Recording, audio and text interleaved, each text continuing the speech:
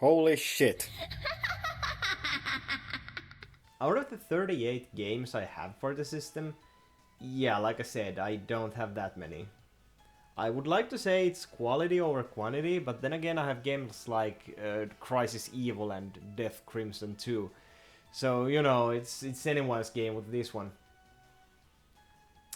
Anyway, out of that amount of games currently in my collection, I have 8 games that are actually launch titles for the system back from 99 in the US.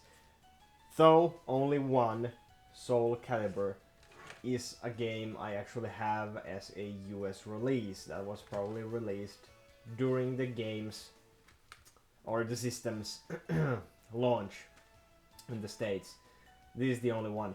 But I have Japanese versions of both Power Stone and Blue Stinger, and European versions of Buggy Heat, House of the Dead 2, Hydro Thunder, Sonic Adventure, and Millennium Soldier Expendable. This is, by the way, one of my favorite PlayStation 1 demo games. I used to play the demo of this on a PlayStation 1 disc a whole lot. It's a ridiculous amount of gameplay I put into the one demo. That was like one half of a level. But I've actually finished this game. Probably gonna stream it at some point, like I said, in due time. With me, things take forever to happen. But in any case, that's a nice portion of games I coincidentally have. I didn't even know most of these were launch titles. I just found out while actually looking up when the games were released for this video. But I do have one game that was a launch title for the system in Japan on November 27th, 1998. And that is Godzilla Generations. My only game that predates the American release date of the system. With a little tiny little Godzilla sticker on the cover. Don't really know why it's there. It's not actually on the cover. It's in the paper under the cover. But yeah, this is Godzilla Generations, which was, again, I didn't know this, but apparently it was one of the launch titles for the system in Japan in '98. Now, as for the rest of the Japanese title I have, there's Zero Gunner, D2, the White Edition. It's a collector's edition, but surprisingly it's not that expensive. I didn't really pay anything for this one. And apparently what you could get for it on eBay, it's not that much. There's Value Plus edition of Resident Evil 2, which contains all the unlockables at the start of the game, so you don't actually have to play the entire game to get them. Zombie Revenge, a little lesser known spin-off to the House of the Dead series. Death Crimson 2, which I've heard is one of the most horrible video games ever to have been released, so looking forward to that one. Dynamite Dega 2, released in Western countries as Dynamite Cop, the sequel to the Sega Saturn Die Hard arcade, also known as Dynamite Dega, which was licensed as a Die Hard game in the West. And finally, this baby right here, it's Seaman, the Japanese version. Yeah. It's probably virtually unplayable for me, considering it most likely requires you to speak Japanese. So, you know, I might try this. It might be hilarious, it might not, but that is a thing I apparently own. This was in one random box of Dreamcast games I bought. Oh, apparently that's the wrong way around. Look at the creature. Look at the Seaman. It's fucking horrifying. So yeah, that's the Japanese release of Seaman. Then there are two of the latest games in my collection and the newest ones to have been released officially on the system from 2017, Gunryu and Flashback. Both are ports, official licensed ports of games that have been released on the Dreamcast since its death in 2001. Both of these are in English and in Japanese. Released in Japan, but also contain the English language, which is a good thing, especially with Flashback, which is a kind of a story-based game, platformer, but still, I'd like to know what's going on. And Gunryu is a platformer game. Both very neat additions to my collection, and it's kind of neat that there are actually officially licensed games still being released this far into the system's lifetime. On the more obscure and why would you even have those fronts, I have 3 Dreamcast Dream Passports. These were the official internet application system for the console. You could connect to the internet. Actually, you could probably connect to the internet without these, but these provided some form of a browser, I think. I'm not entirely sure how these would have worked. These were only released in Japan. There's Dream Passport 1, 2, and a Sakura Wars licensed Passport 3. So all 3 of those are just random things that I again have acquired over the years. And actually I think Dream Passport music that's been playing in the background while I've been talking about basically nothing for the past, I don't even know how long. And then I have, I think it's called Sakura Wars Kinematron, whatever the fuck the Kinematron means. And I'm pretty sure it's something Sakura Wars, because those are Sakura Wars characters. This is one of the most worthless gaming related things I have ever seen, and probably the most worthless thing I have in my collection of video games in general. This is an addition to your email that you could use on a Dreamcast that lets you put Sakura Wars pictures into your emails, and it required for the other person on the receiving end to also have the same freaking disc so they could see those pictures you put into the emails. This is completely and utterly worthless in its execution and its existence, and I fucking love it. It's so dumb. It's fucking amazing.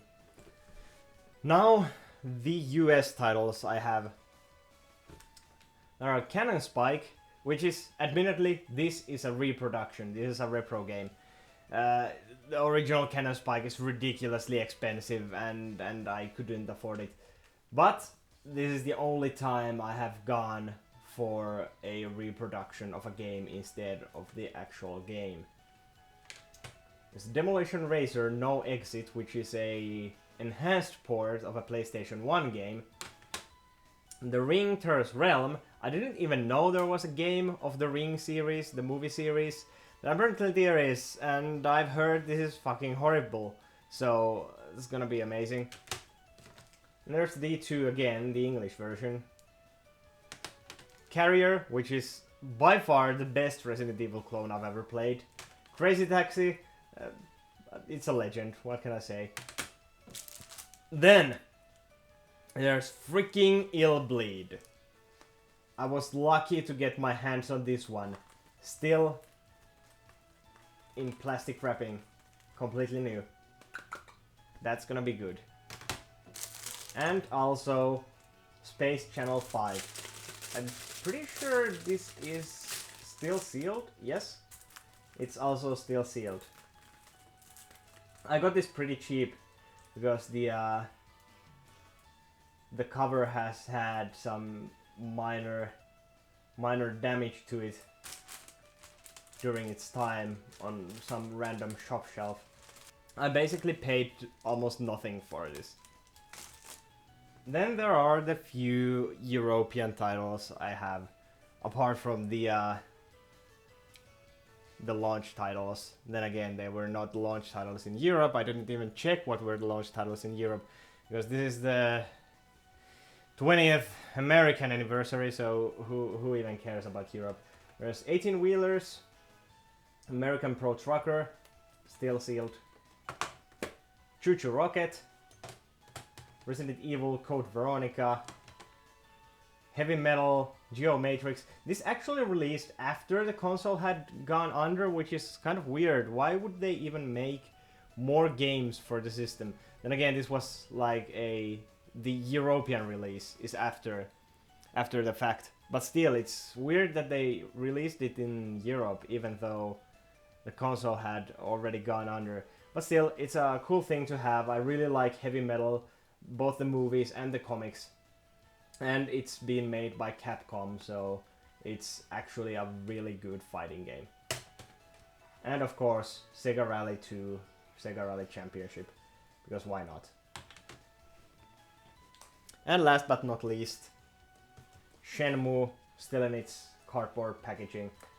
It's pretty beat up, but you know, it's cool to have Shenmue, the original game.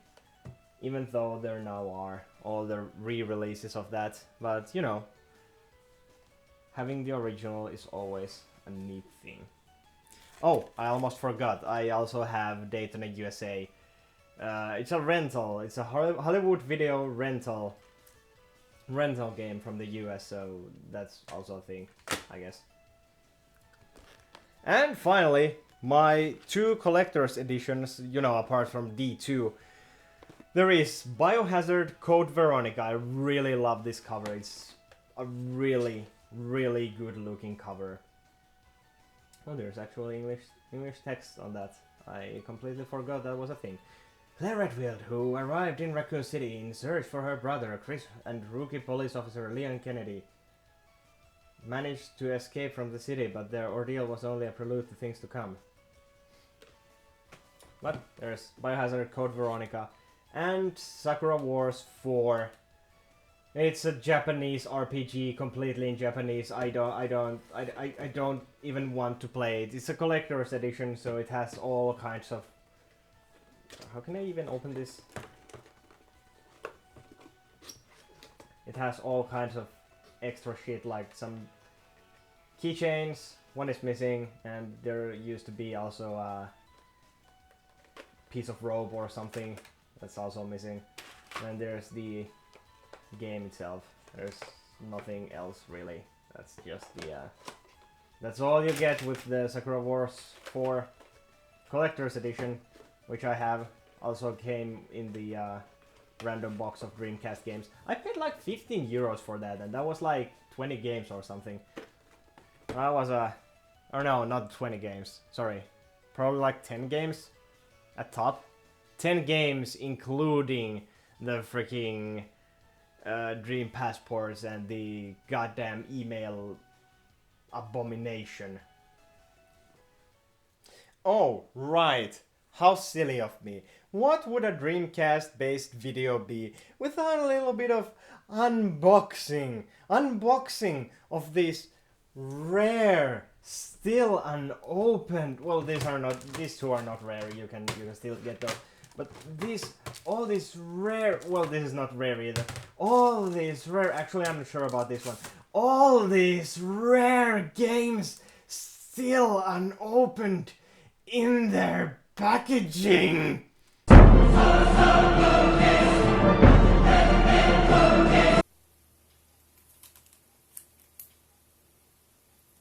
Oh yeah, I know. It's expensive.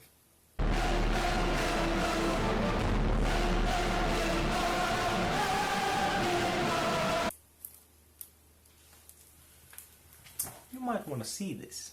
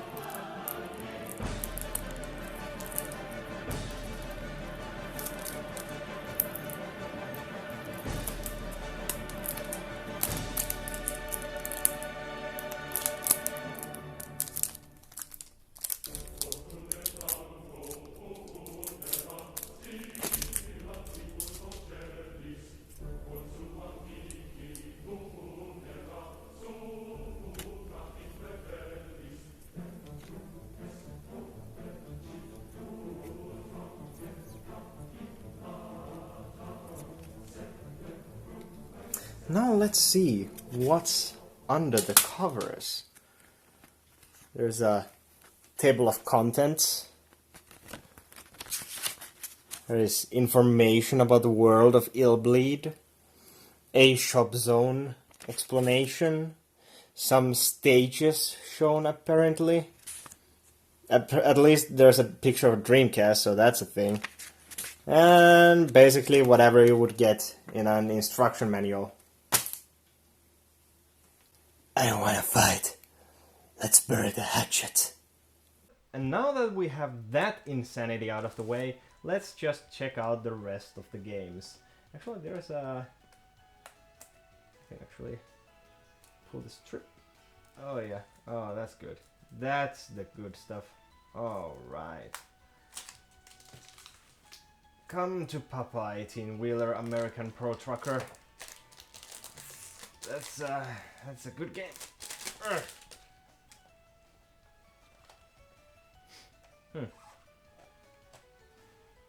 Alright, there's the game disc.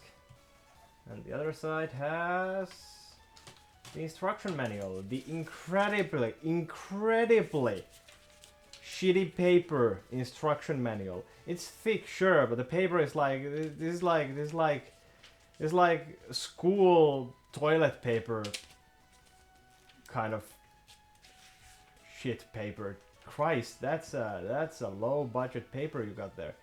All right, well, there are your characters. Cowboy McGee, the girl, fat dude in a leather jacket, the Afro dancer, and Mr. Blank Page.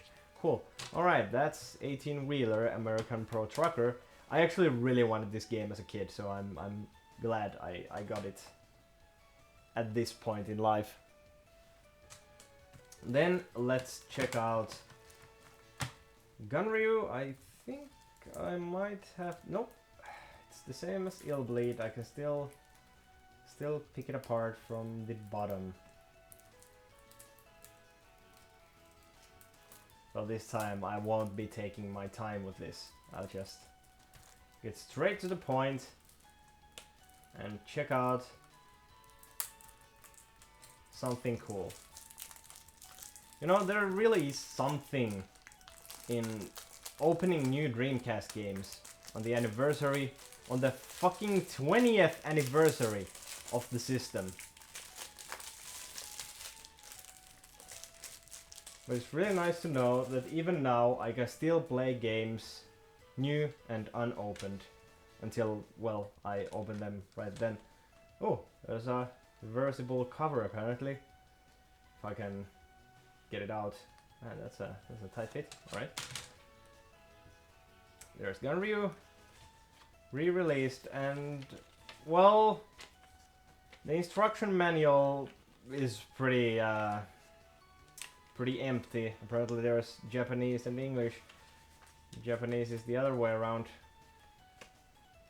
And there really is not much in it. But it's still better paper than what American Pro Trucker had. You know, that American Pro Trucker toilet paper manual is pretty much what truckers probably have to use in public restrooms. So at least it's accurate in that way.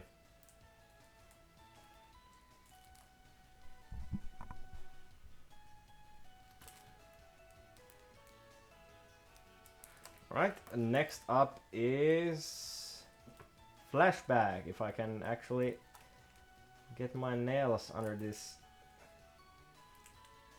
piece of cellophane. Jeez, man, they really packaged this quite well. Come on. Oh yeah, there it goes.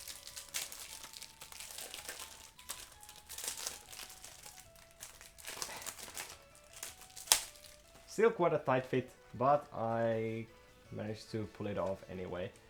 And here's Flashback with its, I'm going to assume, as empty of an instruction manual as the previous one. Oh, there's actually a picture of the game scenario, there's a lot of text. Oh, this is definitely not as empty as the other one. Oh, and a picture of Paul Cuisset and Philippe Nguyen. Delphine Software and Josh Prod. Well, that's cool. That was Flashback for the Dreamcast.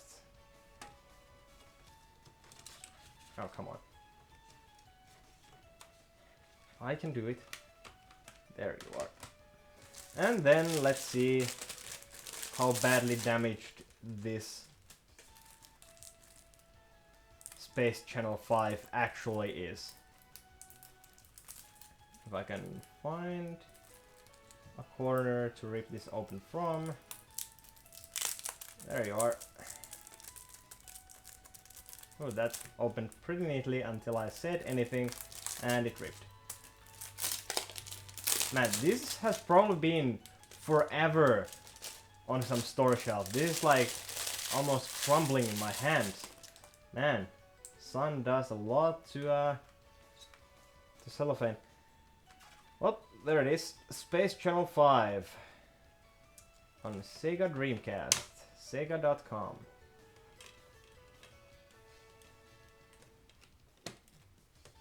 Oh, there's a slip of something. Play to win! Get in on your chance to win a Crazy Taxi arcade machine and more. Well, that's cool. I could have won a Space Taxi. What? A Crazy Taxi arcade machine back in fucking 2000 and... When was this released? 2000 and... Oh, 2000. Alright. Well, that's the thing. And then there's an advert for Echo the Dolphin, Defender of the Future. I really want this game.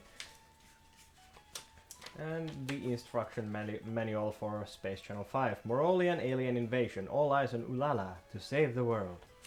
I really suck at rhythm games, so this is probably gonna be fucking horrible. What? It's a game I have now. Or, well, I've had for quite some time. But it's nice to open it anyway. Oh, then there's the cover.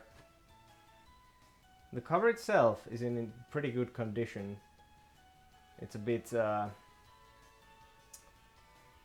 guess sunburned is the closest thing I could come up with. Yeah, the cover itself is a bit cracked.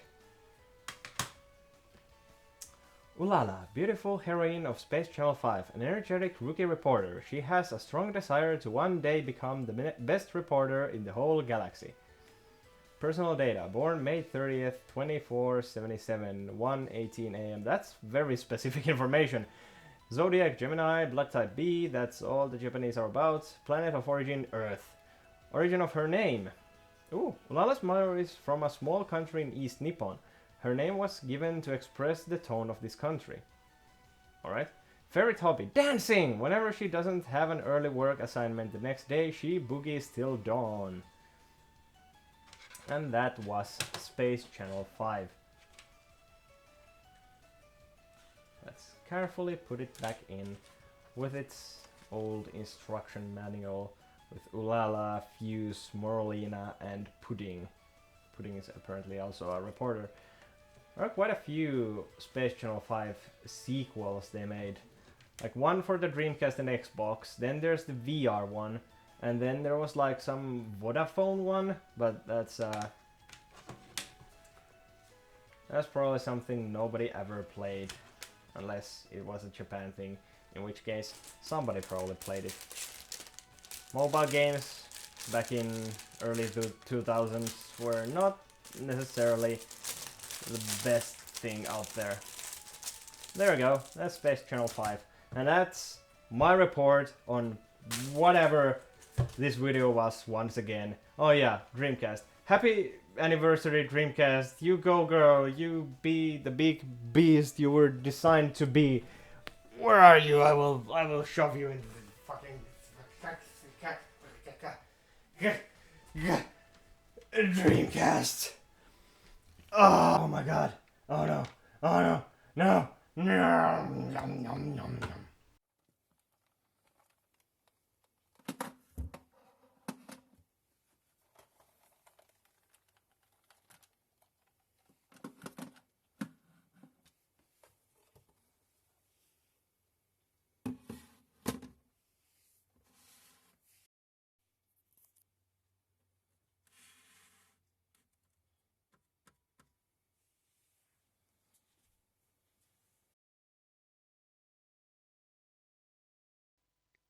Wait a minute. I don't even have a doorbell.